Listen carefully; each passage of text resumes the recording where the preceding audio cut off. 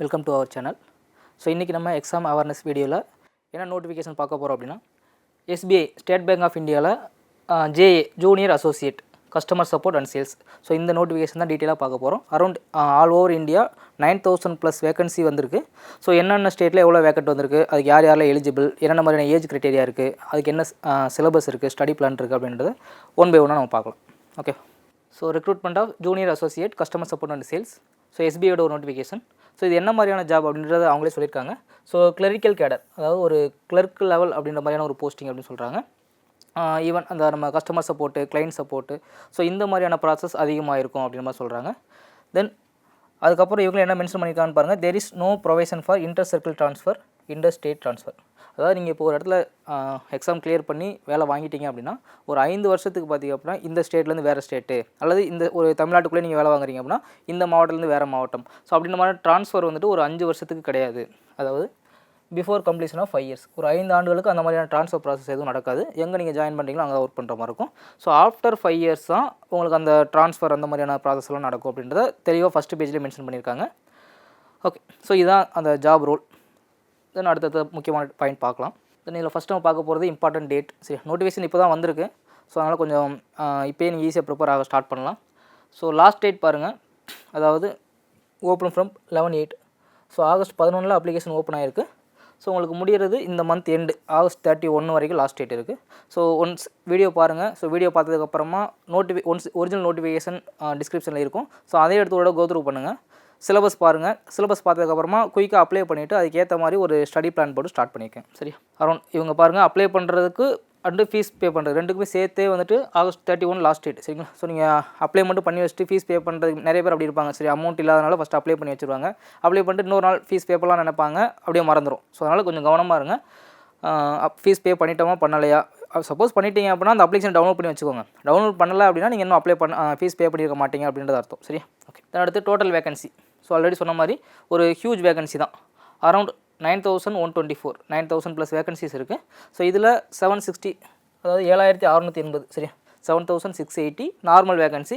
So அது கூட சேர்ந்து 1,444, அதாவது 1,444 பேக்லாக் வேகன்சி ஆல்ரெடி ஃபில் ஆகாமல் இருக்கும் இல்லையா, அதையும் சேர்த்து இந்த நோட்டிஃபிகேஷனில் கொடுத்துருக்காங்க. ஸோ எந்தெந்த மாநிலத்துக்கு எவ்வளோ வேகன்ட் இருக்குது அப்படின்றத நம்ம ஃபர்தராக பார்க்கலாம். ஓகே. ஸோ தமிழ்நாடு பாருங்கள், மெயினாக இப்போது எஸ்பிஐயை பொறுத்த வரைக்கும் ஆல் ஓவர் இந்தியா அப்ளை பண்ணலாம். ஸோ அப்ளை பண்ணாலும் நீங்கள் எந்த ஸ்டேட்டுக்கு அப்ளை பண்ணுறீங்களோ ஸோ அந்த எக்ஸாமுக்கான கட் ஆஃப், அதாவது ஸ்டேட் வைஸ் கட் ஆஃப். சரிங்களா? So all over India cut off கிடையாதுங்க, ஸ்டேட் வைஸ் கட் ஆஃப் தான்.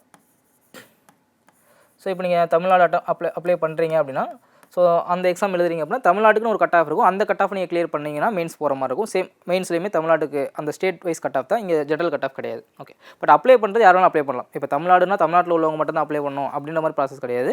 ஸோ தமிழ்நாடு சர்க்கிள்னால் அது யார் வேணாலும் அப்ளை பண்ணலாம். பட் கட் ஆஃப்ன்றது ஸ்டேட் வைஸ் கட் ஆஃப், அந்த தமிழ்நாட்டுக்குன்ற ஒரு ஸ்டேட் வைஸ் கட் ஆஃப் கொடுக்குறாங்க. ஓகே. ஸோ வேக்கன்ட் பாருங்கள், அரௌண்ட் தமிழ்நாடு சர்க்கிளில் ரெகுலரில் 1,410 வேக்கன்ட் விட்டுருக்காங்க.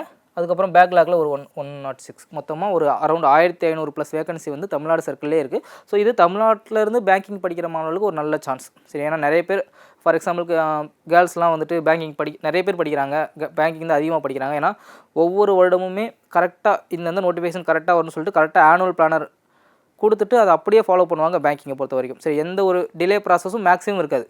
ஸோ சொன்ன டேட்டில் நோட்டிஃபிகேஷன் வரும். வேக்கண்ட்டுமே வந்துட்டு ரொம்ப லோ ரொம்ப அப்படிலாம் வராது. ஓரளவுக்கு moderate to high level vacant வந்துடும். ஸோ சொன்ன மாதிரி எக்ஸாம் நடத்துவாங்க. ஸோ எக்ஸாம்லேயுமே பார்த்திங்க அப்படின்னா ரொம்ப குளறுபடிகள் இல்லாமல் கிளியர் கட்டாக நடத்தி ரிசல்ட் வெளியிட்டுருவாங்க. ஸோ அதனால் நிறைய ஆஸ்பிரண்ட்ஸ் வந்துட்டு பேங்கிங்கை வந்துட்டு ரொம்ப நம்பி படிப்பாங்க. சரி, எஸ்பெஷலி கேர்ள்ஸ் அதிகமாக படிக்கிறாங்க. அப்படி படிக்கும்போது போஸ்டிங் பொறுத்த வரைக்கும் வெளியில் போட்டுருவாங்களா, வேறு ஸ்டேட்டில் போட்டால் போக முடியாது. ஸோ அப்படின்ற மாதிரியான ஒரு பிரச்சனை இருக்கும்.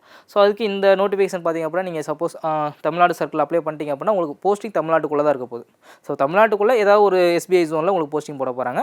அங்கே தான் நீங்கள் ஒரு 5 இயர்ஸ் ஒர்க் பண்ண போகிறீங்க. ஆஃப்டர் 5 இயர்ஸ் உங்களுக்கான ட்ரான்ஸ்ஃபர் நீங்கள் கிளைம் பண்ணுற மாதிரி இருக்கும். சரி, ஓகே. ஸோ அப்போது தமிழ்நாட்டில் மட்டுமே ஒரு 1,500ன்றப்போ இது ஒரு ஹியூஜ் வேகன்சி தான். இது ஒரு நல்ல ஆப்பர்ச்சுனிட்டியாக எடுத்து நீங்கள் அப்ளை பண்ணி ப்ரிப்பரேஷன் ஸ்டார்ட் பண்ணிடணும். தென் ஓவரால் வேகன்ட்லாம் பாருங்கள், ஆல்ரெடி சொன்ன மாதிரி தமிழ்நாட்டில் ஓவராலாக நம்ம என்ன பார்த்தோம், 1,500 வேகன்ட் பார்த்தோம் இல்லையா. ஸோ அதில் உங்களுடைய கம்யூனிட்டி லெவலில் என்ன மாதிரி இருக்குது அப்படின்ற வேகண்ட்டை பாருங்கள். ஸோ சென்னை, தமிழ்நாடு. ஸோ ரொம்ப முக்கியம். இப்போ நீங்கள் தமிழ்நாடு ஜோன் அப்ளை பண்ணுறதுன்னா ஓகே, பிரச்சனை இல்லை, கண்டிப்பாக உங்களுக்கு தமிழ் தெரிஞ்சிருக்கும். இன்கேஸ் நீங்கள் வேறு ஒரு ஸ்டேட்டில் அப்ளை பண்ணுறீங்க, வேறு ஒரு ஸ்டேட்டுக்கு உள்ள ஜோனுக்கு அப்ளை பண்ணுறீங்க, இல்லை வேறு ஒரு ஸ்டேட்டில் இருக்கிறவங்க தமிழ்நாட்டுக்கு அப்ளை பண்ணுறாங்கன்னா கண்டிப்பாக அந்த ஸ்டேட்டோட லோக்கல் லாங்குவேஜ் தெரிஞ்சுக்கணும். இப்போ தமிழ்நாடுன்னு எடுத்துகிட்டோம்னா நம்மளோட லோக்கல் லாங்குவேஜ் என்ன? தமிழ். ஸோ அப்போ தமிழ் கண்டிப்பாக தெரிஞ்சிருக்கணும். இப்போ நீங்கள் தமிழ்நாட்டில் இருந்து தமிழே அப்ளை பண்ணுறீங்கன்றப்போ உங்களுக்கு பிரச்சனை கிடையாது. ஸோ கண்டிப்பாக நமக்கு தமிழ் தெரிஞ்சிருக்கும். சரிங்களா? ஸோ வேறு ஸ்டேட்லேருந்து அப்ளை பண்ணாங்கன்னா அவங்களுக்கு தமிழ் தெரிஞ்சிருக்கணும். அதை எப்படி செக் பண்ணுவாங்கன்னா அதுக்குன்னு ஒரு டெஸ்ட் வைப்பாங்க. எக்ஸாம் முடிஞ்சதுக்கப்புறமா லாங்குவேஜ் ப்ரொஃபிஷியன்சி டெஸ்ட், மொழி தேர்வுன்னு ஒரு தேர்வு வைப்பாங்க. அந்த தேர்வில் கிளியர் பண்ணுற மாதிரி இருக்கும். இப்போ நீங்கள் ஃபார் எக்ஸாம்பிளுக்கு மகாராஷ்டிராவில் உள்ள எஸ்பிஐக்கு நீங்கள் அப்ளை பண்ணுறீங்க அப்படின்னா அவங்களுக்கு மராத்தி தெரிஞ்ச மாதிரி இருக்கணும். அதுக்கு ஒரு டெஸ்ட்டு வைப்பாங்க. அந்த டெஸ்ட்டில் ஒரு பேசிக்கான மராத்தி லாங்குவேஜ் டெஸ்ட் இருக்கும். அதை நீங்கள் கிளியர் பண்ணுற மாதிரி இருக்கணும். சேம் அதே மாதிரி தான் வேறு ஒரு ஸ்டேட்லேருந்து தமிழ்நாட்டுக்கு வர்றாங்க அப்படின்னா இங்கே அவங்க தமிழுக்கு ஒரு எக்ஸாம் எழுதுவாங்க. அப்போ அந்த தேர்வை நம்ம தமிழ்நாட்டிலேருந்து நம்மளே எழுதுமா அப்படின்னா கிடையாது. ஸோ நீங்கள் ஸ்கூலில் தமிழ் படிச்சிருக்கீங்க, ஒரு சப்ஜெக்ட் தமிழ் படிச்சிருக்கீங்க அப்படின்ற பட்சத்தில் உங்களுக்கு அந்த மொழி தேர்வு வந்து இருக்காது. நீங்கள் உங்களுக்கு ஆல்ரெடி தமிழ் தெரியும் அப்படின்ற மாதிரி நீங்கள் வந்துடுவீங்க. சரி, ஓகே. ஸோ எனிவே தமிழ்நாடு ஜோனுக்கு அப்ளை பண்ணுறீங்க அப்படின்னா overall regular vacant 1410, backlog vacant 106. So அது எப்படி கம்யூனிட்டி ஸ்பிளிட் ஆயிருக்குன்னு பாருங்கள்.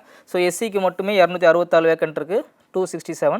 தென் ஓபிசிக்கு ரிசர்வேஷனில் அதிகபட்சமாக 380 வேக்கன்சி வந்துட்டு ஓபிசிக்கு இருக்குது. தென் ஜென்ரலில் 608. ஸோ அப்போ நீங்கள் கம்யூனல் ரிசர்வேஷனில் வரது மட்டும்தான் அப்ளை பண்ணணுமா, அதுக்கு மட்டும் தான் நம்ம எலிஜிபிள் அப்படின்றத பார்த்துக்காதீங்க. ஏன்னா இந்த 608 இருக்கு இல்லையா, இந்த 608மே நீங்கள் எலிஜிபிள் தான். ஸோ ஜென்ரல் அப்படின்ற போது எல்லா கம்யூனிட்டியுமே இதில் போட்டிடுவாங்க இந்த 608க்கு. தென் ரிமைனிங் உள்ள அந்த கம்யூனல் வேக்கண்ட்டில் நீங்கள் மட்டும் அந்த போஸ்டிங்க்கு அதாவது உங்கள் கம்யூனிட்டியில் இருக்கிறவங்க மட்டும் அந்த போஸ்டிங்க்கு போட்டி போடுற மாதிரி இருக்கும். சரி. ஸோ அரௌண்ட் அப்புறமா இடபிள்யூஎஸ் எக்கனாமிக்கலி வீக்கர் செக்ஷனுக்குமே பாருங்கள் வேகன்சி கொஞ்சம் அதிகம் தான், 141 வேகன்சி இருக்குது. ஸோ அரௌண்ட் 1410 ரெகுலர்லேயும் பேக்லாகில் ஒரு 106. ஸோ இந்த பேக்லாகில் பார்க்கும்போது அதாவது ஆல்ரெடி இந்த ரிசர்வேஷனில் இருந்து ஆல்ரெடி ஃபில் ஆகாமல் இருக்கும் இல்லையா. இப்போ ஃபார் எக்ஸாம்பிளுக்கு எஸ்சிக்கு வந்துட்டு ஒரு 65 வேகன்ட் இருந்திருக்கும், அது லாஸ்ட் இயரில் ஃபில் ஆகாமல் இருந்திருக்கும் இல்லையா. ஸோ அந்த மாதிரி என்னென்னலாம் ரிசர்வேஷனில் இருக்கோ அந்த ரிசர்வேஷனில் இருக்கிறது எதெல்லாம் ஃபில் ஆகாமல் இருக்கோ அதை தான் பேக்லாக் வேகன்சின்னு கொண்டு வருவாங்க. ஸோ அப்படி பார்க்கும்போது தமிழ்நாடு சென்னை சர்க்கிளில் பேக்லாகில் நமக்கு பெருசாக எஸ்சிக்கு வேக்கண்ட் எதுவும் இல்லை, எஸ்டிக்கு ஒரு 2 வேக்கண்ட் இருக்குது. சரிங்களா? அப்போ நீங்கள் இதுக்கும் சேர்ந்தே வந்துடுங்க. இப்போ ஃபார் எக்ஸாம்பிள் எஸ்டி வந்துட்டு நீங்கள் இந்த 14 வேக்கன்சி ப்ளஸ் ஜென்ரல் இல்லாமல் இந்த வேக்கன்சிக்கும் சேர்ந்தே நீங்கள் எலிஜிபிள் ஆயிடுவீங்க. ஏன்னா இதுவும் ஃபில் பண்ண வேண்டியிருக்கு அப்படின்றதுனால. தென் ஓபிசிக்கு வேக்கண்ட் இல்லை. அதிகமாக பார்த்தீங்க அப்படின்னா எக்ஸ் சர்வீஸ்மேன் தான். சரிங்களா? ஸோ எக்ஸ் சர்வீஸ்மேனுக்கு தான் பார்த்தீங்கன்னா அரௌண்ட் ஒரு 100 வேக்கன்சி கிட்ட இன்னும் அந்த ஃபில் ஆகாமல் இருக்குது. ஸோ அதுதான் பேக்லாகில் 100 வேக்கண்ட்டாக வந்து நிற்கிது. சரி. ஸோ என்னென்ன கம்யூனிட்டியில் எவ்வளோ வேகன்சி இருக்குன்னு பார்த்துக்கோங்க. ஸோ பார்த்துட்டு அதுக்கு ஏற்ற மாதிரி நீங்கள் ப்ரிப்பரேஷன் பிளான் ஸ்டார்ட் பண்ணிக்கோங்க. நான் ஆல்ரெடி சொன்ன மாதிரி மேண்டட்டரி லோக்கல் லாங்குவேஜ் உள்ளூர் மொழி தேர்வு. So candidates applying for Tamil Nadu must choose Tamil as their specified local language. அதான் நீங்கள் அப்ளை பண்ணும்போது அங்கே உங்களுக்கு லோக்கல் லாங்குவேஜ் எதுன்னு கேட்பாங்க. ஸோ அப்போ நீங்கள் தமிழ்நாடு ஜோனுக்கு அப்ளை பண்ணிங்கன்னா நீங்கள் கண்டிப்பாக வந்து தமிழ் அப்படின்றத உங்களுடைய லோக்கல் லாங்குவேஜ்னு கொடுக்குற மாதிரி இருக்கும். சரி. ஸோ அது கொடுக்குற மாதிரி இருக்கும். பட் அதுக்காக நீங்கள் எக்ஸாம் தமிழுக்கு ஒரு எக்ஸாம் எழுதணுமா அப்படின்னா ஆல்ரெடி சொன்னது தான், நீங்கள் தமிழ் ஸ்கூலில் படிச்சிருக்கீங்கன்ற பட்சத்தில் உங்களுக்கு தேவைப்படாது. ஸோ அப்படி இல்லை வேறு மொழியிலேருந்து தமிழ்நாடு சூஸ் பண்ணி எக்ஸாம் எழுதுறாங்கன்னா அவங்க கண்டிப்பாக அந்த மொழி தேர்வு எழுதுகிற மாதிரி இருக்கும். ஸோ எனிவே நீங்கள் அந்த லோக்கல் லாங்குவேஜ்ன்றதில் தமிழ்நாடுக்கு அப்ளை பண்ணும்போது தமிழ் அப்படின்றத நீங்கள் கொடுத்துட்றீங்க. இது ஏன் சொல்கிறப்பனா சப்போஸ் நீங்கள் வேறு ஸ்டேட்டுக்கு அப்ளை பண்ணுறீங்க அப்படின்னா அப்போ அந்த ஸ்டேட்டுக்கான லோக்கல் லாங்குவேஜுக்கும் அதை தான் நீங்கள் கொடுக்குற மாதிரி இருக்கும். சரி, அங்கே நீங்கள் தமிழ்னு கொடுத்துருக்கூடாது. நீங்கள் தமிழ்நாட்டிலேருந்து வேறு ஒரு ஸ்டேட்டுக்கு அப்ளை பண்ணிங்கன்னா சொல்கிறேன், பட் பெரும்பாலும் அது இருக்காது. பட் இருந்தாலும் தெரிஞ்சு வச்சுக்கோங்க. Essential educational qualification. ஸோ கல்வி தகுதி ஜென்ரலாகவே பேங்கிங் ரிலேட்டடாக மேக்ஸிமம் எக்ஸாமுக்கு வந்துட்டு எனி டிகிரி தான் கொடுப்பாங்க. ஸோ இங்கேயுமே அதான் கொடுத்துருக்காங்க, graduation in any discipline. So ஏதாவது ஒரு துறையில் டிகிரி கம்ப்ளீட் பண்ணியிருக்கணும் அப்படின்னு சொல்ல வராங்க. ஃப்ரம் ஏ ரெகக்னைஸ்ட் யூனிவர்சிட்டி, அந்த நம்ம பல்கலைக்கழக மானியக்குழுன்னு சொல்கிறோம் இல்லையா, யூஜிசி. ஸோ இந்த பல்கலைக்கழக மானியக்குழுவால் அந்த அங்கீகரிக்கப்பட்ட ஏதாவது ஒரு பல்கலைக்கழகத்தில் டிகிரி கம்ப்ளீட் பண்ணியிருக்கணும். ஸோ எப்போன்னு பாருங்கள் 31/12/2026. அதாவது இந்த வருஷம் டிசம்பருக்குள்ளே நீங்கள் டிகிரி கம்ப்ளீட் பண்ணுற மாதிரி இருந்தால் கூட நீங்கள் என்ன பண்ணலாம்னா இந்த போஸ்டிங் அப்ளை பண்ணலாம் அப்படின்றத சொல்கிறாங்க. சரி, அப்போ இங்கே உங்களுக்கு டவுட் வரும், அப்போ 31/12/2026 இன்னும் நிறைய மந்த் இருக்கே அப்படிங்கும்போது ஸோ கரெக்டாக தான், ஃபைனல் இயர் ஸ்டூடெண்ட்ஸும் எலிஜிபிள் தான். சரி, இந்த எஸ்பிஐ ஜேஏ ஜூனியர் அசோசியேட் போஸ்டிங்க்கு ஃபைனல் இயர் ஸ்டூடெண்ட்டும் எலிஜிபிள் தான். பட் என்னென்னா அவங்க 31/12/2026 அந்த டிகிரி கம்ப்ளீட் பண்ணுற மாதிரி இருந்திருக்கும். சரிங்களா? ஓகே, அந்த 31/12/2026 அவங்க டிகிரி முடிச்சிட்டாங்க அப்படின்றதுக்கான ஒரு ப்ரூஃப் வந்து சப்மிட் பண்ணுற மாதிரி இருக்கணும். அப்படி சப்மிட் பண்ண முடியுன்ற பட்சத்தில் டிகிரி படிச்சுட்டு இருக்கிற யூஜி படிச்சுட்டு இருக்கிற ஃபைனல் இயர் ஸ்டூடெண்ட்ஸுமே பார்த்தீங்கன்னா இந்த எக்ஸாமுக்கு வந்து எலிஜிபிள் தான். ஸோ யாராவது ஃபைனல் இயர் ஸ்டூடெண்ட்ஸ் உங்களுக்கு தெரிஞ்சவங்க இருக்கிறாங்க, பேங்கிங்கில் ஒரு அவேர்னஸ் இருக்குது, பேங்கிங் வேலை போக விருப்பம் இருக்குன்னா தாராளமாக நீங்கள் அவங்களுக்கும் ஷேர் பண்ணலாம். ஸோ அவங்களுமே இது எலிஜிபிள் தான். ஏன்னா எல்லா வேகன்சியுமே நமக்கு ஃபைனல் இயர் ஸ்டூடெண்ட்ஸ்க்கு இருக்காது இல்லையா. ஸோ ஜென்ரலாக டிகிரி முடிச்சவங்களுக்கு அப்படின்ற மாதிரி இருக்கும். ஸோ ஒரு சில வேகன்சி தான் ஃபைனல் இயர் ஸ்டூடெண்ட்ஸ் இருக்கும். ஸோ அதனால் அவங்களுக்கு காலேஜில் இருக்கும்போது அந்த அவேர்னஸ் தெரியல அப்படின்னா ஸோ இது உங்களுக்கு தெரியும் போது நீங்கள் அதை கண்டிப்பாக அவங்களுக்கு ஷேர் பண்ணீங்க அப்படின்னா மேபி அவங்களுடைய லைஃப் வந்துட்டு ரொம்ப குயிக்காக செட்டில் ஆகிறதுக்கு நீங்கள் ஒரு சப்போர்ட் பண்ணுற மாதிரி இருக்கும். அடுத்து ரொம்ப முக்கியமான ஒரு குவாலிஃபிகேஷன் ஏஜ் லிமிட். சரி, வயது வரம்பு என்னன்னு சொல்கிறாங்க அப்படின்னா candidate must be between 20 and 28. அதாவது 20 வயசுலேருந்து 28 வயசு வரைக்கும் இருக்கலாம். சரிங்களா? ஸோ மினிமம் 20 வயசு இருக்கணும். 20 வயசுக்கு உள்ளே யாருமே அப்ளை பண்ண முடியாது. அதே மாதிரி மேக்ஸிமம் 28 இயர்ஸுக்கு மேலே யாரும் அப்ளை பண்ண முடியாது. ஓகே, பட் என்னென்னா இது ஜென்ரலுக்கு மட்டும்தான். ஸோ அவங்களே டேட் ஆஃப் பர்த் கொடுத்துருக்காங்க பாருங்கள். அதாவது 2/4/1998. இந்த டேட்டுக்கு முன்னாடி பிறந்திருந்தாங்க அப்படின்னா அவங்க அப்ளை பண்ண முடியாது. அதே மாதிரி 1/4/2006. ஸோ இந்த டேட்டுக்கு அடுத்து பிறந்திருந்தாங்க அப்படின்னா அவங்களும் அப்ளை பண்ண முடியாது. அப்போ இந்த டேட்லேருந்து இந்த டேட் இன் பிட்வீனில் பிறந்திருக்கவங்க மட்டும்தான் அப்ளை பண்ண முடியும். ஸோ இதில் இது வந்து மினிமம் ஏஜ், இது மேக்ஸிமம் ஏஜ். ஸோ இந்த மினிமம் ஏஜ் எல்லாருக்குமே வந்து காமன். சரிங்களா? ரிசர்வேஷனாலும் சரி அன்ரிசர்வேஷனில் இருந்தாலும் சரி எல்லாருக்குமே இந்த 20ன்றது காமன். சரி, அதுக்கு கீழே யாருமே அப்ளை பண்ண முடியாது. பட் இந்த மேக்ஸிமம் ஏஜ் இருக்கு இல்லையா, இது இந்த 28ன்றது ரிசர்வேஷனில் வராமல் ஜென்ரலில் இருப்பாங்க இல்லையா, அவங்களுக்கு தான் இந்த 28. ஸோ அப்போ ரிசர்வேஷனில் இருக்கிறீங்க, SC ST OBC ex service man PWD இந்த மாதிரி ரிசர்வேஷனில் இருக்கிறீங்கன்னா உங்களுக்கு அந்த மேக்ஸிமம் ஏஜ் லிமிட்டில் ரிலாக்ஸேஷன் இருக்கும். அது என்னென்ன மாதிரி ரிலாக்ஸேஷன்றதை நம்ம பார்க்கலாம். ஏன்னா நிறைய பேர் வந்துட்டு கொஞ்சம் லேட்டாக படிக்க ஆரம்பிச்சிருப்பீங்க. ஸோ நீங்கள் அந்த சிலபஸ்லாம் ஒரு அவேர்னஸ் வந்து படிக்கிறதுக்குள்ளே அரௌண்ட் 28க்கு மேலே தான் மேக்ஸிமம் நிறைய பேர் இப்போ காம்படிட்டிவ் எக்ஸாம்லாம் படிக்கிறாங்கன்றப்போ ஸோ அந்த ரிலாக்ஸேஷன் இருக்கும். அதை நம்ம நல்லா யூஸ் பண்ணிக்கலாம். ஸோ பாருங்கள், upper age relaxation. So already சொன்ன மாதிரி லோயர் ஏஜில் எந்த ஒரு ரிலாக்ஸேஷனும் கிடையாது. ஸோ அப்பர் ஏஜில் பார்த்தீங்கன்னா ஓபிசிக்கு 3 ஆண்டுகள், அதாவது அந்த 28லேருந்து +3 இயர்ஸ். சரிங்களா? ஸோ அங்கே நமக்கு என்ன பார்த்துருந்தோம், 2/4/1998 பார்த்துருந்தோமா. ஸோ அப்போ அப்படியே 3 இயர்ஸ் பேக்கில் வந்தீங்க அப்படின்னா 2/4/1995. ஸோ கரெக்டாக டேட் ஆஃப் பர்த் சொல்லணும்னா 2/4/1995. ஸோ அந்த டேட் ஆஃப் பர்த்துக்கு அப்புறம் நீங்கள் பிறந்திருந்தீங்கன்னா கூட நீங்கள் எலிஜிபிள் அப்படின்றத இங்கே சொல்கிறாங்க. இன்கேஸ் நீங்கள் எஸ்சி எஸ்டி அந்த ரிசர்வேஷனுக்கு கீழே வரீங்க அப்படின்னா உங்களுக்கு மேக்ஸிமம் ஏஜ் லிமிட்லேருந்து 5 ஆண்டுகள் வரைக்குமே வந்து ரிசர்வேஷன் கொடுத்துருக்காங்க. Okay, suppose PWD person with disabilities மாற்றுத்திறனாளிகளாக இருக்கிறாங்க அப்படின்ற பட்சத்தில் அவங்களுக்கு அதிகபட்ச ஏஜ்லேருந்து 10 ஆண்டுகள் வரைக்கும் ரிலாக்ஸேஷன் கொடுக்குறாங்க. அப்போ 28னா ஸோ அதில் வந்து 10 வருஷன்றப்போ 38 வருஷம் வரைக்கும் அவங்களுக்கு வந்து ரிலாக்ஸேஷன் இருக்குது. ஸோ நோட்டிஃபிகேஷன்லாம் மென்ஷன் பண்ணியிருக்காங்க. நோட்டிஃபிகேஷனில் இருக்கிற மென்ஷன் பண்ணிக்கிற அந்த ரிலாக்ஸேஷன் இது தான். ஸோ இதில் நம்ம பார்த்தோம் இல்லையா, அந்த மாற்றுத்திறனாளிகள் ஜென்ரலில் இருந்தாங்கன்னா அவங்களுக்கு 10 வருடம்னு சொல்லியிருக்காங்க. மற்றபடி அந்த ஓபிசி எஸ்சி எஸ்டி 3+5 தான். இது ரெகுலராகவே சென்ட்ரல் கவர்மெண்ட்டில் ஃபாலோ பண்ணுற அதே அந்த ரிலாக்ஸேஷன் மெத்தட் தான். ஸோ மாற்றுத்திறனாளிகளுக்கு அவங்க ஜென்ரலாக இருந்தாங்கன்னா 10 வருஷம், மாற்றுத்திறனாளியாக இருக்கிறாங்க ஆனால் ஓபிசியில் இருக்கிறாங்கன்றப்போ அவங்களுக்கு 13 வருடம், மாற்றுத்திறனாளியாக இருக்காங்க அவங்க எஸ்சி எஸ்டியில் இருக்காங்கன்றப்போ அப்பர் ஏஜ் லிமிட் அதிகபட்ச வயது வரம்பில் வந்து 15 ஆண்டுகள் வரைக்குமே அவங்களுக்கு ரிலாக்ஸேஷன் இருக்குது. அதாவது ஒரு 28னா 28 + 15 43 ஏஜ் இருந்தால் கூட அவங்க எக்ஸாமுக்கு அப்ளை பண்ணி கிளியர் பண்ணி போஸ்டிங் வாங்கலாம் அப்படின்றத சொல்லியிருக்காங்க. Then ex serviceman. Okay, so ex சர்வீஸ்மேனுக்கு பாருங்கள், டிஃபென்ஸ் சர்வீஸ் +3 இயர்ஸ். ஸோ அவங்க எந்த வருஷம் அந்த சர்வீஸ் முடிக்கிறாங்களோ ஸோ அதுலேருந்து 3 ஆண்டுகள் வரைக்குமே அவங்களுக்கு ரிலாக்ஸேஷன் இருக்குது. இன்கேஸ் 8 இயர்ஸ் ஆஃப் டிசேபிள்டு எக்ஸ்பர்சன், அதாவது எஸ்சி எஸ்டியிலேருந்து டிசேபிள்டாக இருக்கிறாங்க அப்படின்ற பட்சத்தில் அவங்களுக்கு 8 ஆண்டுகள் வரைக்கும் ரிலாக்ஸேஷன் இருக்குது. பட் என்ன அப்படின்னா எப்படி தான் ரிலாக்ஸேஷன் கொடுத்தாலும் அந்த அதிகபட்சமாக 50 வயசுன்றதை தாண்டக்கூடாது. சரி, அப்போ 15 வருஷம் ரிலாக்ஸேஷன் இருக்குது, 20 வருஷம் ரிலாக்ஸேஷன் இருக்குது, எப்படி இருந்தாலும் அந்த 50 வருடத்துக்குள்ளே தான் அது வரணுமே தவிர 50 வருஷத்துக்கு மேலே போயிடுச்சு அப்படின்னா எந்த ஒரு ரிலாக்ஸேஷனுமே கிடைக்காது அப்படின்றத சொல்கிறாங்க. விடோஸ், சரி, அதாவது விதவைகளுக்கு பார்த்திங்க அப்படின்னா ஒரு 7 ஆண்டுகள் வரைக்கும் ரிசர்வேஷன் கொடுத்துருக்காங்க.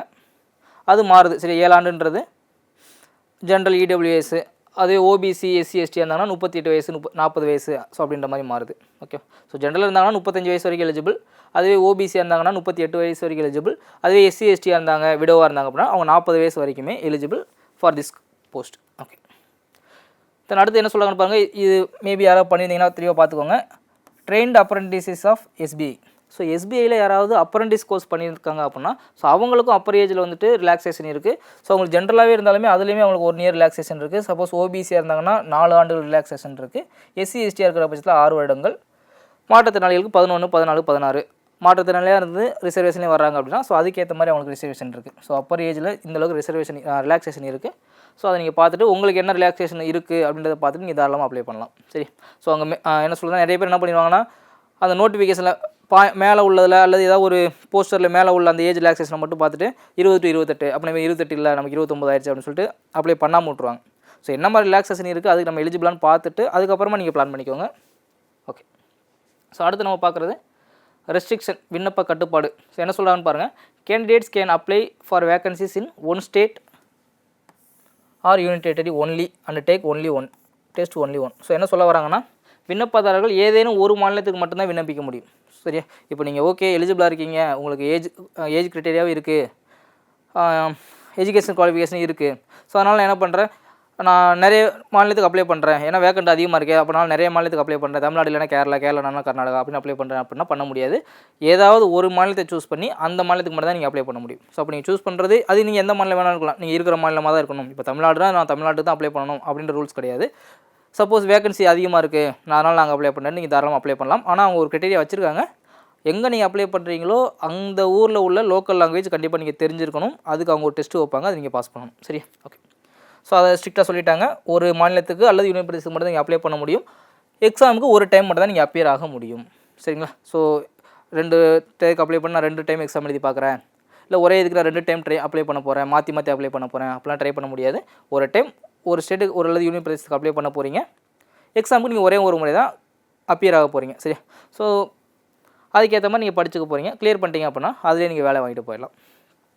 ஏன்னா வேகன்சியுமே நமக்கு ஹியூஜ் வேகன்சி அப்படின்றப்போ ஸோ கண்டிப்பாக உங்களால் வேலை வாங்க முடியும், நீங்கள் கான்ஃபிடெண்ட்டாக படிக்கலாம்.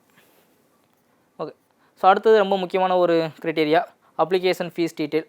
ஏன்னா இப்போதைக்கு பார்த்திங்க அப்படின்னா மத்திய அரசு எடுத்துட்டிங்கன்னா நிறைய வேலைவாய்ப்புகள் அடுத்தடுத்து அறிவிச்சிக்கிட்டே இருக்காங்க. சரி, ஸோ ரீசெண்டாக கூட நமக்கு யூபிஎஸ்சியில் ஒரு நோட்டிஃபிகேஷன் வந்துச்சு, அப்புறமா ஆஃப்காட்டு, எய்ம்ஸு, தென் யுனானி, இப்போ கூட இஸ்ரோவில் கூட ஒரு நோட்டிஃபிகேஷன் இருக்குது, ரயில்வே எஸ்எஸ்சியில் அப்கமிங் அப்படியே நோட்டிஃபிகேஷன் வந்துகிட்டே இருக்குது. ரயில்வேயில் கூட இப்போ கூட ஆர்ஆர்பி செக்ஷன் கண்ட்ரோலில் நம்ம பார்த்தோம். ஸோ இவ்வளோ நோட்டிஃபிகேஷன் நிறைய வர்றது நமக்கு ஒரு பெரிய என்ன சொல்கிறது, படிக்கிறதுக்கு ஒரு பூஸ்ட்டாக இருக்கும் இல்லையா? ஏன்னா படிக்கிறமே, எக்ஸாமே இல்லையே, எக்ஸாம் எப்போ வரும், அது வரைக்கும் நம்ம கண்டினியூட்டியாக படிக்கணுமே அப்படின்ற மாதிரி இல்லாமல் எக்ஸாம் அடுத்தடுத்து வர்றது நம்ம ப்ரிப்பரேஷனை இன்னும் கொஞ்சம் பூஸ்ட் பண்ணும். பட் அதே மாதிரி என்ன பிரச்சனை அப்படின்னா எல்லா எக்ஸாமுக்குமே ஒரு ஃபீஸ் கவர்மெண்ட் கண்டிப்பாக ஃபிக்ஸ் பண்ணுவாங்க. ஏன்னா அப்படி பண்ணால் மட்டும்தான் ரொம்ப போட்டி வராமல் கொஞ்சம் தவிர்க்க முடியும். அவங்களுக்குமே அந்த அப்ளிகேஷன் ப்ராசஸிங் ஃபீஸ் எல்லாமே ஆகும் இல்லையா? ஸோ அதனால் கண்டிப்பாக வந்து எல்லா எக்ஸாமுக்குமே அந்த ஃபீஸ்ன்றது கண்டிப்பாக இருக்கும். ஸோ இதில் ஒரு சில எக்ஸாமுக்கு கட்டின ஃபீஸில் அந்த சார்ஜஸ் மட்டும் எடுத்துகிட்டு ரிட்டர்ன் பண்ணிடுவாங்க. ஃபார் எக்ஸாம்பிள் நீங்கள் ரயில்வே அப்ளை பண்ணுறீங்கன்னு வச்சுக்கோங்களேன், 500 ரூபா பே பண்ணுறீங்க அப்படின்னா அந்த ப்ராசஸிங் சார்ஜ்னு சொல்லி ஒரு 100 மட்டும் எடுத்துப்பாங்க, ரிமைனிங் 400 ரிட்டர்ன் பண்ணிடுவாங்க. ஸோ அது எல்லா எக்ஸாமுக்கும் அது கிடைக்கும்னு சொல்ல முடியாது, சில எக்ஸாமில் பே மட்டும் தான் பண்ணுற மாதிரி இருக்கும். ஸோ அப்போ நீங்கள் அப்ளை பண்ணுறது மட்டும் போதாது, ஏன்னா நம்மளுடைய கை காசு செலவழித்து அப்ளை பண்ணுறோன்றப்போ கண்டிப்பாக அதில் வேலை வாங்கணும் அப்படின்ற அளவுக்கு நீங்கள் ப்ரிப்ரேஷன் பண்ணுற மாதிரி இருக்கும். சரி, ஓகே. ஸோ இந்த எஸ்பிஐ ஜேஏ போஸ்டிங்க்கு ஃபீஸ் டீட்டெயில் என்னவாக இருக்குன்னு பாருங்கள். 750 for general OBC EWS candidates. So நீங்கள் ஜென்ரலில் இருக்கீங்க, இல்லை ஓபிசியாக இருக்கீங்க, இல்லை நான் இடபிள்யூஎஸில் இருக்கேன், ஸோ இந்த மாதிரி இருந்தால் கூட நீங்கள் மினிமம் 750, அதாவது 750 நீங்கள் கண்டிப்பாக பே பண்ணுற மாதிரி தான் இருக்கும் ஃபீஸு. சரிங்களா? So free for SC, ST, PWD, ex serviceman categories. So நீங்கள் எஸ்சி கம்யூனிட்டிலேயோ எஸ்டிலேயோ இருக்கீங்க, அல்லது மாற்றுத்திறனாளியாக இருக்கீங்க, அல்லது எக்ஸ் சர்வீஸ்மேன் முன்னாள் இராணுவத்தினராக இருக்கீங்கன்ற பட்சத்தில் உங்களுக்கு எந்த ஒரு கட்டணமுமே இல்லை. ஸோ நீங்கள் ஃப்ரீ ஆஃப் காஸ்ட்டில் இந்த அப்ளிகேஷன் நீங்கள் போடலாம். சரி, ஸோ அதனால் இந்த மாதிரி கவர்மெண்ட் நிறைய சலுகைகள் கொடுக்குறாங்கன்னா அதை நீங்கள் கண்டிப்பாக யூஸ் பண்ணிக்கோங்க. சரி, யூஸ் பண்ணி அப்ளை பண்ணதோடு மட்டும் இல்லாமல் அதுக்கேற்ற மாதிரி ப்ரிப்பரேஷன் ஸ்டார்ட் பண்ணலாம். ஏன்னா இவங்க இதோடு நிற்கலை. ஸோ உங்களுக்கு ஃபீஸ் இல்லாததோடு இல்லாமல் எஸ்சி எஸ்டி சேர்ந்த மாணவர்களுக்கு ஃப்ரீயாகவே பேங்கிங்லேருந்து ட்ரைனிங்கும் ப்ரொவைட் பண்ணுறாங்க. நீங்கள் அப்ளை பண்ணிட்டீங்க அப்படின்னா அதில் உங்களுக்கு ஃப்ரீயாக ட்ரைனிங் வேணுமான்னு கேட்குறாங்க. அதில் நீங்கள் எஸ் கொடுக்கும்போது உங்களுக்கு ஒரு லாகின் பாஸ்வேர்டு கொடுத்து ஸோ அந்த பேங்கிங் வெப்சைட்லேயே உங்களுக்கு எக்ஸாமுக்கு எப்படி தயாராகிறது அப்படின்ற ஃப்ரீ வீடியோ சோர்ஸுமே அவங்க கொடுக்குறாங்க. சரி, அதையுமே நீங்கள் நல்லா யூஸ் பண்ணிக்கலாம். ஓகே. அடுத்து செலெக்ஷன் ப்ராசஸ். ஓகே. ஸோ நம்ம ஏஜ் பார்த்துட்டோம், எஜுகேஷன் குவாலிஃபிகேஷன் பார்த்துட்டோம், எவ்வளோ ஃபீஸ் இருக்குது, எவ்வளோ வேக்கண்ட் இருக்குது, அதில் சென்னையில் அதாவது தமிழ்நாடு சர்க்கிளில் எவ்வளோ வேக்கண்ட் இருக்குது, மோரலஸ் எல்லா டீட்டெயிலுமே தெரிஞ்சிருச்சு. ஸோ இப்போ நம்ம ப்ரிப்பேர் பண்ண வேண்டியதான். ஸோ ப்ரிப்பேர் பண்ணும்போது அதுக்கு முன்னாடி நமக்கு என்ன தெரியணும், என்னென்ன மாதிரியான எக்ஸாம் பேட்டர்ன் இருக்குது அது தெரிஞ்சதுக்கப்புறம் தான் நம்ம அதுக்கப்புறம் சிலபஸ் பார்க்கணும், அதுக்கேற்ற மாதிரி தான் ப்ரிப்பேர் பண்ணணும். சரி, ஸோ செலெக்ஷன் ப்ராசஸ் பாருங்கள். ஸோ இந்த ஜேஏ தேர்வானது 3 ரவுண்ட், அதாவது 3 விதமான செலெக்ஷன் ப்ராசஸ் கொண்டது. அது ஃபஸ்ட்டு ஆன்லைனில் ப்ரிலிமினரி எக்ஸாம். சரி, முதல் test CBT, computer based test, prelims. Then இதில் எக்ஸாம் முடிச்சதுக்கப்புறமா ஒரு ரிசல்ட் வரும். அந்த ரிசல்ட்டில் நீங்கள் கிளியர் பண்ணிட்டீங்க அப்படின்னா அதுக்கப்புறமா செகண்ட் நீங்கள் ஆன்லைன் மெயின்ஸ் எக்ஸாம் எழுதுகிற மாதிரி இருக்கும். ஸோ இதுவும் சிபிடி தான். சரி, கம்ப்யூட்டர் பேஸ்டு டெஸ்ட் தான். ஸோ ரெண்டுமே ஆன்லைன் டெஸ்ட்டு தான்.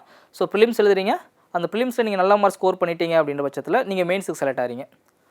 தென் மெயின்ஸ் முடிஞ்சதுக்கப்புறமா ஒரு ரிசல்ட் பப்ளிஷ் பண்ணுவாங்க. அதுதான் ரொம்ப ரொம்ப முக்கியம். சரிங்களா?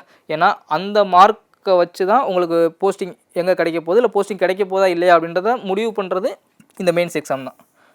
அப்போ மெயின்ஸுக்கு மட்டுமே படித்தா போதுமா? இல்லை இல்லையா, நீங்கள் மெயின்ஸ் அப்பியர் ஆகணும்னா அதுக்கு கண்டிப்பாக ப்ரிலிம்ஸில் ஸ்கோர் பண்ணி தான் ஆகணும். சரி, ஸோ அப்போது படிக்கும்போதே ஏன்னா ப்ரிலிம்ஸுக்கும் மெயின்ஸுக்கும் பெரிய லெவலான டிஃபர் இருக்காது சரி கொஞ்சம் தான் வேரி ஆகும் சிலபஸ்லேயுமே ஸோ அதனால் நீங்கள் ப்ரிலிம்ஸுக்கு படிக்கும்போதே மெயின்ஸ் ஆஸ்பெக்ட்டில் நல்லா டெப்த்தாக படிச்சிட்டிங்க அப்படின்னா உங்களுக்கு சிரமம் இருக்காது நீங்கள் மெயின்ஸையுமே நல்ல ஸ்கோரோட கிளியர் பண்ணிடலாம் ஏன்னா நிறைய பேர் பண்ணுற மிஸ்டேக் அதுவாக தான் இருக்கும் நல்லா படிப்பாங்க ப்ரிலிம்ஸ் வரைக்கும் நல்லா படிப்பாங்க ப்ரிலிம்ஸுக்கு அப்புறமா அந்த எஃபர்ட் போட மாட்டாங்க அதோட விளைவுகள் மெயின்ஸில் காட்டிடும் சரிங்க ஏன்னா மெயின்ஸ் மார்க் வச்சு தான் போஸ்டிங் கிடைக்கும் நிறைய பேர் 2 மார்க்கில் போயிடுச்சு 3 மார்க்கில் போயிடுச்சு ஸோ ஓவரால் வரல காரணம் என்ன ப்ரிலிம்ஸுக்கு போட்ட எஃபர்ட்டு அவங்களால மெயின்ஸுக்கு போட முடியாமல் இருந்திருக்கும் மேபி நாட்கள் கம்மியாக இருந்திருக்கலாம் ஸோ இதெல்லாம் நம்ம புரிஞ்சுக்கிட்டு ஃபஸ்ட்டு ப்ரிலிம்ஸ் படிக்கும் போதே மெயின்ஸுக்கும் சேர்த்து ப்ரிப்பேர் பண்ண ஆரம்பிச்சிட்டோம் அப்படின்னா அந்த பிரச்சனை வராது ஸோ இந்த 2 மார்க்கில் போகிறது 3 மார்க்கில் போகிறது பார்டரில் மிஸ் ஆகுது ஸோ அந்த மாதிரியான வாய்ப்புகள் கிடையாது கண்டிப்பாக நம்மளால் கிளியர் பண்ண முடியும் ஓகே தென் அடுத்தது பாருங்கள் லோக்கல் லாங்குவேஜ் டெஸ்ட் மொழித்திறன் தேர்வு ஸோ இந்த லாங்குவேஜ் ப்ரொஃபிஷியன்சி டெஸ்ட்னு சொல்லுவாங்க இந்த மொழித்திறன் தேர்வு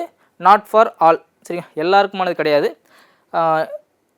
ஃபார் எக்ஸாம்பிளுக்கு நான் சொல்கிறேன் வேறு ஒரு மாநிலத்திலேருந்து தமிழ்நாட்டுக்கு அப்ளை பண்ணுறாங்கன்ற பட்சத்தில் அவங்களுக்கு தமிழ் நாலேஜ் இருக்கான்றதை செக் பண்ணுறதுக்காக வைக்கிறது தான் இந்த மொழித் தேர்வு ஸோ தமிழ்நாட்டிலே நீங்கள் இருக்கீங்கன்ற பட்சத்தில் கண்டிப்பாக நீங்கள் ஸ்கூலில் தமிழ் படிச்சிருந்தீங்கனாலே அந்த 10th 12th அதுவும் தமிழ் கண்டிப்பாக படிச்சிருக்கணும் படிக்கல அப்படின்னா உங்களுக்குமே அந்த டெஸ்ட் உண்டு யாராவது தமிழ் படிக்காமல் 10th 12th படிக்காமல் இருந்தீங்க அப்படின்ற பட்சத்தில் கண்டிப்பாக நீங்களுமே அந்த லோக்கல் லாங்குவேஜ் டெஸ்ட் எழுதுகிற மாதிரி தான் இருக்கும் சரி அதுக்கான சிலபஸ் என்னன்றதை நான் கீழே வச்சுருக்கேன் பார்ப்போம் அதர்வைஸ் நீங்கள் 10th 12th ஸ்கூலில் படிச்சிருக்கீங்கிற பட்சத்தில் உங்களுக்கு அது வந்துட்டு எக்ஸாம்ஷன் தான் நீங்கள் அந்த எக்ஸாம் எழுதவே தேவைப்படாது ஸோ 3 ஸ்டேஜ் பார்த்தாச்சு ப்ரிலிம்ஸு மெயின்ஸு அப்புறமா லாங்குவேஜ் டெஸ்ட்னு சொல்லிட்டு இது எப்போ நடக்குது அப்படின்ற சொல்லியிருக்காங்க அப்படின்னா எக்ஸாக்டாக சொல்லலை நோட்டிஃபிகேஷனில் இன்றைக்கி டேட்டில் தான் வந்து இந்த எக்ஸாம் ப்ரிலிம்ஸ் நடக்க போகுது இந்த டேட்டில் மெயின்ஸ் நடக்க போகுது இந்த டேட்டில் வந்துட்டு உங்களுக்கு ரிசல்ட் வரும் அப்படின்ற மாதிரி எக்ஸாக்டாக சொல்லலை ஸோ ஆனால் என்ன சொல்லியிருக்காங்க tentatively scheduled to be conducted online இந்த month of September 26 prelims exam சரி ஸோ ப்ரிலிம்ஸ் எக்ஸாம் வந்துட்டு டென்டேட்டிவாக September 26 நடக்கும்னு சொல்கிறாங்க இதில் என்ன அப்படின்னா ஸோ இப்போ டென்டேட்டிவாக தான் சொல்கிறாங்க அப்போ இன்னும் கொஞ்ச நாள் தள்ளி போகும் அப்படின்ற மாதிரி கதையே இங்கே கிடையாது ஸோ பேங்கிங்கை பொறுத்த வரைக்கும் அவங்க ஷெடியூலை பக்காவாக ஃபாலோ பண்ணுவாங்க சரி ஸோ டென்டேட்டிவ்னு கொடுத்துட்டாங்கன்னா மேக்ஸிமம் 90% அந்த டேட்டில் அவங்க எக்ஸாம் நடத்துகிற மாதிரி தான் பார்ப்பாங்க செப்டம்பர்ன்றப்போ இப்போ ஏன்னா ஆகஸ்ட் 31 தான் நமக்கு நோட்டிஃபிகேஷனே முடியுது ஸோ அதனால் செப்டம்பர் உடனே வைக்க மாட்டாங்க மேபி செப்டம்பர் லாஸ்ட் வீக்கில் தான் இருக்க வாய்ப்பு இருக்கும் அப்படி இல்லைன்னா கூட கொஞ்சம் தள்ளி போகுமே தவிர பட் அவங்க சொன்ன டேட்டுக்குள்ளே வைக்கிறது தான் முடிஞ்ச அளவுக்கு ட்ரை பண்ணுவாங்க நீங்களுமே அப்போ அந்த டேட்டை ஃபிக்ஸ் பண்ணி தான் இப்போ செப்டம்பர்னால் ஒரு செப்டம்பர் 20ஆம் நீங்களே ஃபிக்ஸ் பண்ணிக்கோங்க அதுக்குள்ளே வர பாசிபிள் கம்மி தான் பட் அதுக்கு அப்புறமா அதிகமாக போகும் அப்படின்ற மாதிரி நம்ம நினைக்க முடியாது சரி ஸோ அப்போ அந்த காலகட்டத்துக்குள்ளே நம்ம தயாராகணும் அதுக்கேற்ற மாதிரி உங்கள் ஸ்டடி பிளான் பண்ணிக்கோங்க சரி ஸோ நம்ம ஃபஸ்ட்டு கொஞ்சம் நாளைக்கு ஸ்லோவாக படிப்போம் அதுக்கப்புறம் அதிகப்படுத்திக்கலாம் அப்படிலாம் நினைக்காதீங்க நோட்டிஃபிகேஷன் வந்துருச்சு அவங்களும் டென்டேட்டிவ் டேட் கொடுத்துட்டாங்க அந்த டேட்டுக்குள்ளே அவங்க கண்டிப்பாக நடத்த தான் போகிறாங்க அதனால் இப்போலேருந்தே நீங்கள் எப்போ இந்த வீடியோ பார்க்குறீங்களோ அல்லது உங்களுக்கு எப்போ இந்த இதை பற்றின அவேர்னஸ் தெரியுதோ ஸோ அப்போலேருந்தே நீங்கள் என்ன பண்ணுவீங்க அப்படின்னா உங்களுக்கு ஒரு பிளான் போட்டு படிக்க ஆரம்பிச்சிருங்க சிலபஸ் பார்க்காம ஸ்டடி பிளான் போடாமல் படிக்காதீங்க ஏன்னா நிறைய பேர் பண்ணுற மிஸ்டேக் அதுதான் சரி எக்ஸாம் நோட்டிஃபிகேஷன் வந்துருச்சுன்ற ஒரு ஆர்வத்துலேயும் ஒரு பதட்டத்துலையும் என்ன பண்ணுவாங்க அப்படின்னா எதாவது சம்மந்தமெல்லாம் படிக்கிறது ஏதாவது ஒரு புக்கை ஃபாலோ பண்ணுறது ரீசெண்டாக என்ன ட்ரெண்டில் கொஸ்டின் கேட்குறாங்க என்ன மாதிரி வேகன்சி இருக்குது எவ்வளோ கட் ஆஃப் வரும் இந்த அனலைசிஸ் பண்ணதுக்கப்புறமா அதுக்கப்புறம் படிக்க ஆரம்பிச்சிங்கன்னா அது உங்களுக்கு ஒரு நல்ல ஃப்ளோவாக இருக்கும் எக்ஸாம் கிளியர் பண்ணுறதுக்கு அதுதான் உங்களுக்கு சப்போர்ட்டிவாக இருக்கும் சரி okay then mains examination so மெயின்ஸுக்குமே பார்த்தீங்க அப்படின்னா எக்ஸாக்ட் டேட் சொல்லல பட் நவம்பர் 2026 டென்டேட்டிவாக இருக்குன்னு சொல்லியிருக்காங்க ஸோ இப்போ நம்ம அதை பேஸ் பண்ணி தான் நம்ம ப்ரிப்பரேஷன் பண்ண முடியும் அவங்க சொல்லாமலே இருந்தால் கூட பிரச்சனை கிடையாது பட் அவங்க சொல்லிட்டாங்கன்ற பட்சத்தில் அப்போ இவ்வளோ நாள் உங்களுக்கு டைம் இருக்குது அப்படின்ற மாதிரி அவங்க நம்மளை என்ன பண்ணுறாங்க ஸ்டிமுலேட் பண்ணுறாங்க இவ்வளோ நாள் இருக்குது நீங்கள் இந்த நாளுக்குள்ளே நீங்கள் ப்ரிப்பரேஷன் பண்ணிக்கோங்க அப்படின்னு நமக்கு ஒரு ஐடியா கொடுக்குறாங்க அதை நம்ம யூஸ் பண்ணிக்க வேண்டியதான் okay then section wise penalty marking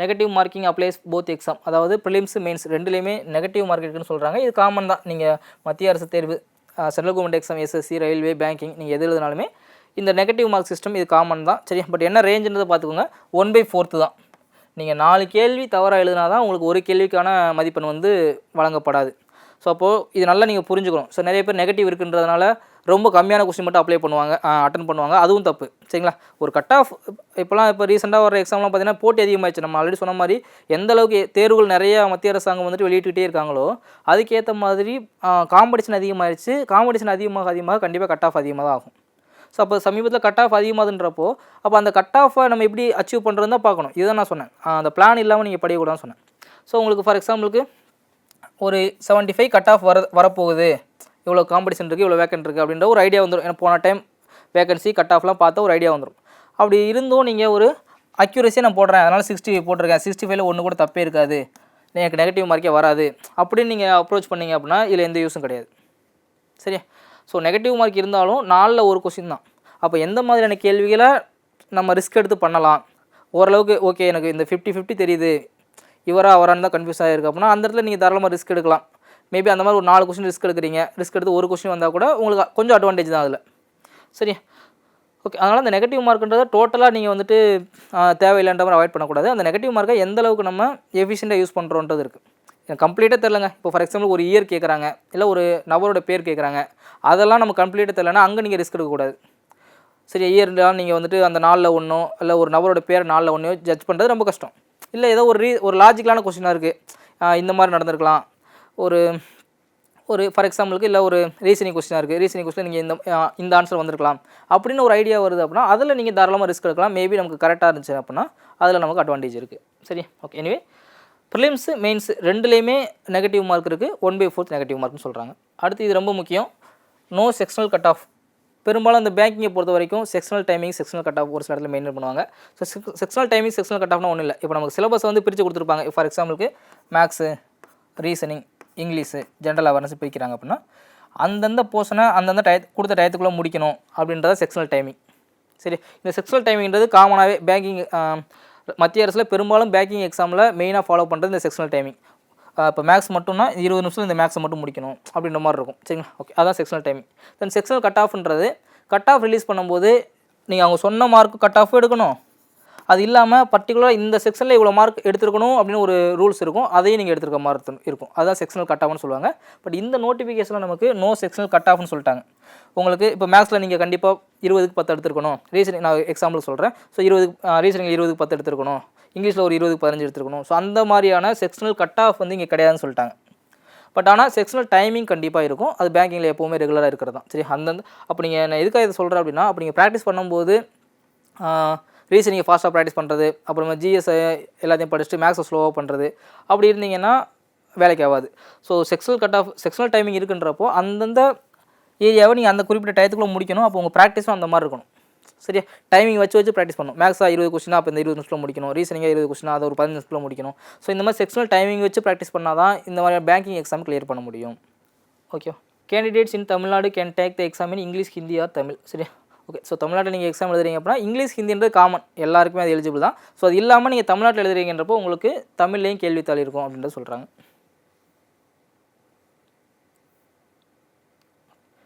அடுத்து லோக்கல் லாங்குவேஜ் டெஸ்ட்டு, மொழி எக்ஸம்ஷன். யாருக்கு வந்து அந்த ஆல்ரெடி சொன்ன மாதிரி மொழி தேர்வு யாருக்கு இருக்காது அப்படின்னா 10 அல்லது 12ஆம் வகுப்பு மதிப்பெண் சான்றிதழில் உள்ளூர் மொழியை படித்ததற்கான சான்று இருந்தால். ஸோ 10th 12th நீங்கள் அது இங்கிலீஷ் மீடியம் தான் பிரச்சனை இல்லை, நீங்கள் தமிழ் படிச்சிருந்தீங்க அப்படின்னாலே போதும், ஏதாவது ஒரு சப்ஜெக்ட் எடுத்து படிச்சினாலே போதும். அதுக்காக நான் இங்கிலீஷ் மீடியம் அப்படின்லாம் யோசிக்க தேவையில்ல.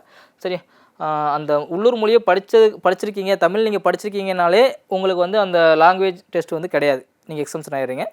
ஸோ அந்த தமிழே நான் படிக்கலை, 10th 12th நான் தமிழ்ன்ற ஒரு லாங்குவேஜே படிக்கலை அப்படின்ற பட்சத்தில், இல்லை வேறு ஒரு மாநிலத்துலேருந்து நான் அப்ளை பண்ணுறேன் தமிழ்நாட்டுக்கு அப்படின்ற பட்சத்தில், ஸோ கண்டிப்பாக உங்களுக்கு அந்த லாங்குவேஜ் ப்ரொஃபிஷியன்சி டெஸ்ட் ஆனது இருக்குன்னு சொல்கிறாங்க. தென் அடுத்து cross salary and allowances. Okay, so இந்த வேலையோட நம்ம பெரும்பாலும் கஷ்டப்பட்டு படித்து நைட்டு பகலாக படித்து ஒரு கவர்மெண்ட் வேலைக்கு போகிறது காரணம் என்ன, அங்கே உள்ள சேலரியும் நமக்குள்ள ஒரு சோசியல் அசிஸ்டன்ஸ், சமூக பாதுகாப்பு தான் இல்லையா. ஓகே, ஸோ சேலரி என்ன சொல்கிறான்னு பாருங்கள். பேசிக் பே 26,730. சரி, மினிமம் அதாவது ஒரு பேசிக் பே, அதாவது எந்த ஒரு அலவன்ஸ் இல்லாமல் நார்மலாக மினிமம் பேசிக் பே உங்களுக்கு 26,730 வருது.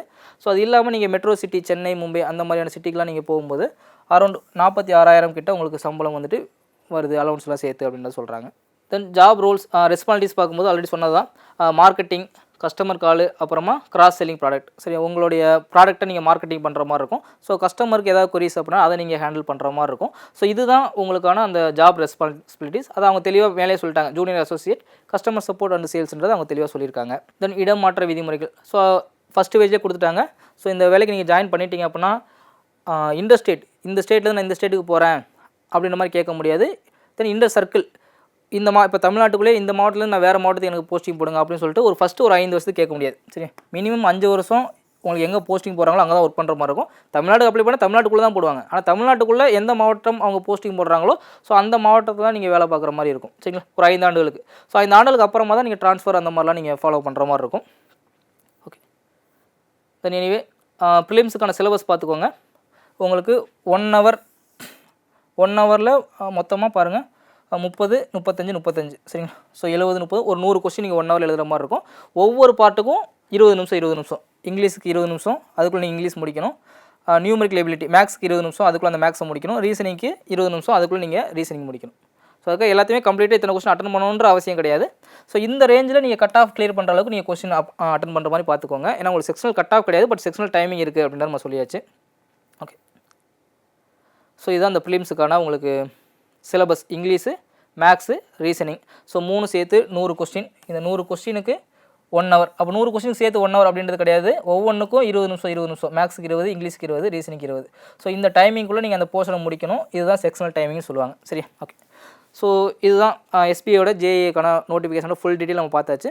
ஸோ இதுக்கப்புறமா இந்த எக்ஸாமுக்கு எப்படி ப்ரிப்பேர் பண்ணலாம், எங்கே ஸ்டார்ட் பண்ணி என்னென்ன டாபிக்ஸ் படிக்கலாம், என்னென்ன டாபிக் எவ்வளோ வெயிட்டேஜ் அப்படின்றத நம்ம ஒன் பை ஒன் அடுத்த வீடியோவில் பார்க்கலாம். தேங்க்யூ.